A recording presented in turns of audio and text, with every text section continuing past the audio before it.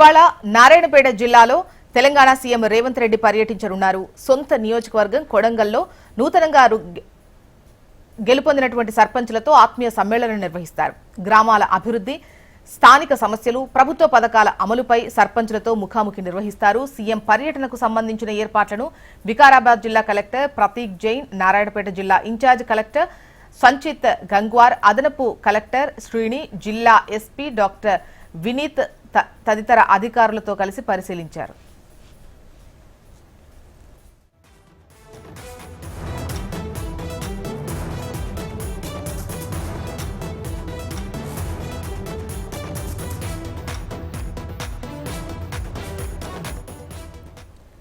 ఇవాళ నారాయణపేట జిల్లాలో తెలంగాణ సీఎం రేవంత్ రెడ్డి పర్యటించనున్నారు. సొంత నియోజకవర్గం కొడంగల్లో నూతనంగా గెలిచినటువంటి సర్పంచులతో ఆత్మీయ సమ్మేళనం నిర్వహిస్తారు. ఇక గ్రామాల అభివృద్ధి, స్థానిక సమస్యలు, ప్రభుత్వ పథకాల అమలుపై సర్పంచులతో ముఖాముఖి నిర్వహిస్తారు.